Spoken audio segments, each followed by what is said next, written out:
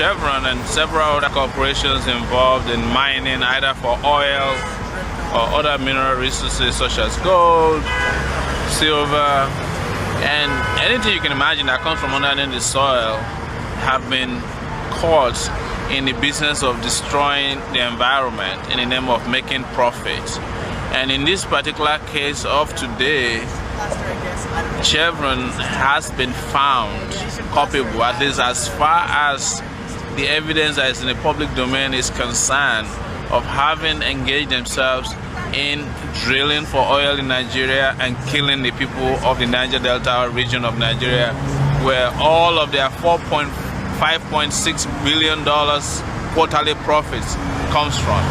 So it's been 50 years of drilling and killing by Chevron. But finally today, Chevron is on trial before a San Francisco jury that's about to be selected as I speak with you. And the people of Nigeria, especially of the larger community where the atrocities by Chevron were committed, are feeling finally relieved that they are within the grasp of justice in this case. Well, it's important to say that as an individual, since the last 15 years, I have worked with other Nigerian activists peacefully to bring about justice for the environment and for the people of Nigeria, where majority of our resources are collected. Okay. That's very important. Thank you very much. You're welcome. Have a good day.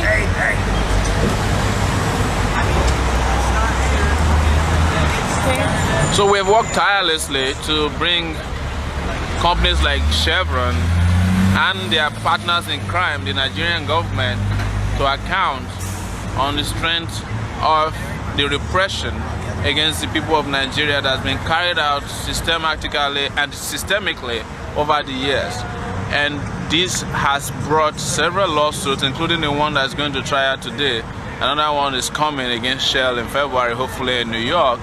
And it's galvanized an entire movement around the world who love the environment and who love human freedom, to put an end to the practices of Chevron of violating human rights and hopping in bed with dictators all around, both dictators that are right-wing and in places like Angola, dictators that, of course, they claim are of the left wing. They do this in the name of profit. They don't care.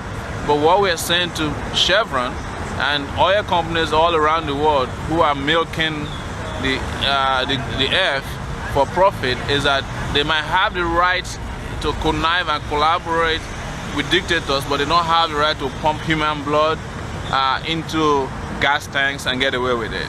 And that is what this is about. When I speak to Americans who consume 25% of the oil brought out of Nigeria, we let them know, how would you feel in your neighborhood if we are protesting against a Walgreens and the Walgreens manager goes to a police precinct nearby you, park policemen full in Walgreens trucks, and comes around and attack you, the peaceful protester, kill you and injure you and put you in detention and torture you? How would you feel? This is what the case is about. It's a clear-cut case of repression. It's a clear-cut case of aiding and abetting killing and murder and repression of villagers in the Niger Delta region of Nigeria. It's a clear-cut case of destruction of environment. It's a clear-cut case of pollution of water and air. It's a clear-cut case of disrespect for fundamental human rights of Nigerians that can also be extended to mean environmental racism, because they don't do this in Texas, they don't do this in San Ramon, but they do it in lower class, majority black neighborhood in Richmond, of course. So you can understand what this is also about on a larger philosophical level, that it is about Chevron drilling and killing people either on their oil platforms or in their refineries, both in Nigeria and Richmond in near San Francisco. So this is what we are here to fight about. It's not a Nigerian issue alone, it's a humanity issue. I think I am extending an invitation to everybody who is very aware of the need for respect for human rights, who believes in equity, who believes in equality, come together and put pressure on Chevron to renounce violence as a way of doing business in Nigeria.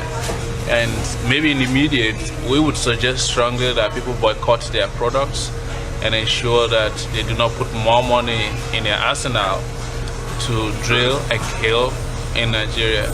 We would call on students to organize around these human rights issues and to make sure that Chevron is brought to account on the strength of the collaborated efforts to kill people in Nigeria, and also, importantly, to force Chevron to clean up their act, because all they have been doing all along since they were caught, since their hand was caught in the cookie jar, was to clean up their image. It is time to clean up their act, because there's been tons of pollution that's happened. Rivers need to be cleaned, sacred groves need to be restored, and the people of the Niger Delta region needs to be given a chance to enjoy and benefit from a natural environment in which they were born in, without interruption from profit-seeking, greedy CEOs that are based in America and in other places in the world, who rely on this illegitimate profit and blood-soaked funds to live a life of profligacy, whereas the villagers live without water, without healthcare clinics, without schools, and even the most basic needs of life. Most people are aware that the Nigerian poor, about 70% of them live on an average of $1 per day. There's no basis for it, especially when these companies are building cities in Western countries. They are sending their kids to Ivy League schools and embarking on vacations that cost more than you can spend in uplifting a village out of poverty just on one vacation. We have to call them to order, and we must make sure that most importantly, they are made to face the consequences of those crimes for which they have already been indicted. Thank you so much. Anything else?